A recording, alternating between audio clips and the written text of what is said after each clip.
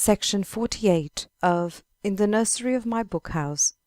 Recording by Sandra Luna. In the Nursery of My Bookhouse. Edited by Olive Beaupre Miller.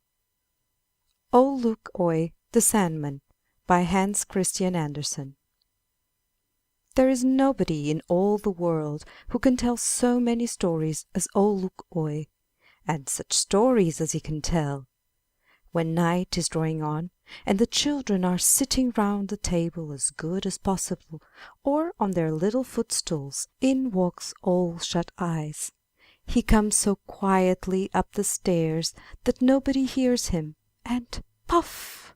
He sends a shower of milk into their eyes in such fine spray as to be invisible, but they can't keep their eyes open after it, and so they never see him.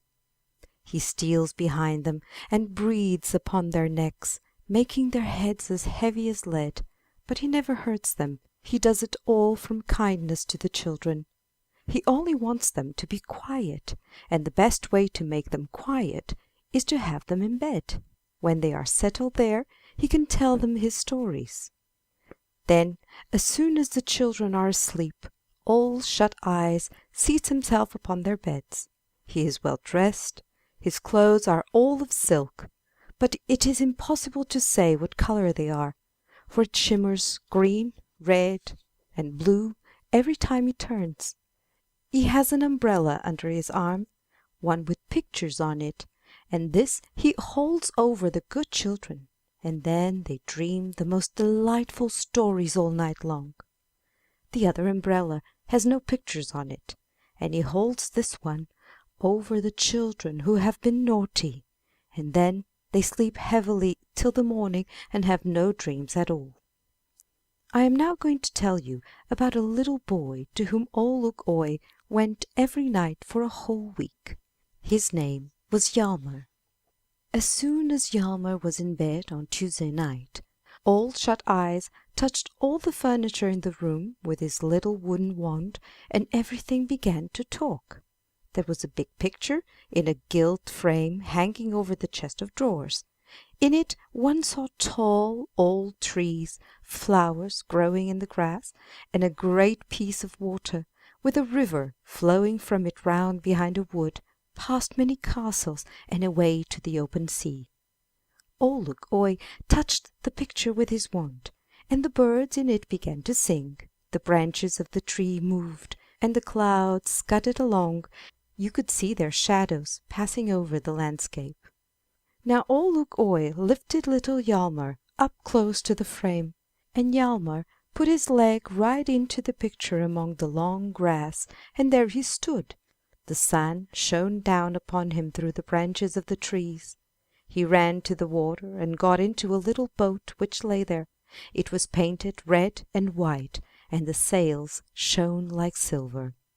6 swans, all with golden crowns round their necks, and a shining silver star upon their heads, drew the boat past the dark green woods, where the trees told stories, and the flowers told other stories about the pretty little elves and all that the butterflies had told them.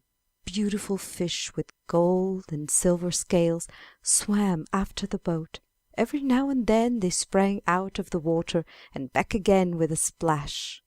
Red and blue birds, large and small, flew in 2 long lines behind them. The gnats buzzed and the maybugs boomed. They all wanted to go with Hjalmar, and each of them had a story to tell. That was a sailing trip indeed. Now the woods were thick and dark. Now they were like beautiful gardens full of sunshine and flowers, and among them were castles of glass and marble. Princesses stood upon the balconies, and they were all little girls whom Hjalmar knew and used to play with. They stretched out their hands, each one holding the most beautiful sugar pig, which any cake woman could sell. Hjalmar took hold of one end of a pig as he sailed by, and the princess held the other tight, and each had a share, she the smaller and Hjalmar the bigger. Little princes stood sentry by each castle. They saluted him with golden swords, and showered down sugar plums and tin soldiers. They were princes indeed. Now he sailed through a wood, now through great halls, or right through a town. He passed through the one where his nurse lived, she who used to carry him about when he was quite a little boy and who was so fond of him. She nodded and waved her hand to him and sang a pretty little song which she had written herself and sent to Hjalmar. I dream of thee for many an hour, Hjalmar, my own, my sweeting. My kisses once fell like a shower, thy brown and red cheeks greeting. Mine ear thy first form word addressed, thy last must be in parting. May you on earth by heaven be blessed, angel from heavenward darting. All the birds sang too. The flowers danced upon their stalks, and the old trees nodded, just as if Old Look Oil were telling them stories. I'll tell you what, said Old Shut Eyes, when he came to Hjalmar on Thursday night.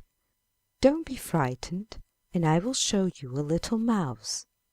And he stretched out his hands with a tiny little animal in it. It has come to invite you to a wedding. There are 2 little mice who intend to be married tonight.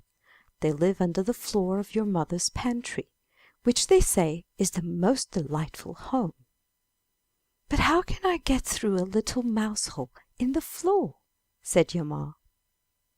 Leave that to me, said Old Look Oil. I'll soon make you small enough. Then he touched Hjalmar with his wand, and he quickly grew smaller and smaller. At last he was not as tall as one's finger. Now you may borrow the tin soldier's clothes. I think they'll just fit you. And it looks so smart to have on a uniform when one's in company. Yes, indeed, said Hjalmar, and in a moment he was dressed like the grandest tin soldier. Be so good as to make a seat in your mother's thimble, said the little mouse, and I shall have the honor of drawing you. Heavens! Are you going to take that trouble yourself, young lady? Said Hjalmar, and off they drove to the mouse's wedding. First they went down under the floor into a long passage which was just high enough for them to drive through, and the whole passage was lighted up with touchwood. Isn't there a delicious smell here? Said the mouse, who was drawing him. The whole passage has been smeared over with bacon fat. Nothing could be nicer. Then they came to the bridal hall, where all the little lady mice stood on the right, whispering and giggling as if they were making fun of each other, and on the left stood all the gentlemen mice, stroking their whiskers with their paws. The bridal pair stood in the middle of the room, in the hollow rindle of a cheese, kissing each other. More and more visitors poured in, and the bridal pair took their place in the doorway, so that one could get neither in nor out. The whole room, like the passage, was smeared with bacon fat. There were no other refreshments, but for dessert a pea was produced, in which one of the little mice of the family had bitten the name of the bridal pair, that is to say, the first letter of it, and this was something quite extraordinary. All the mice said it was a delightful wedding, and the conversation most entertaining. And then Hjalmar drove home again. He had been in very grand company, but in order to get there he had been obliged to shrink wonderfully to make himself small enough to get into the uniform of a tin soldier. End of section 48. Old Look Oil, the Sandman.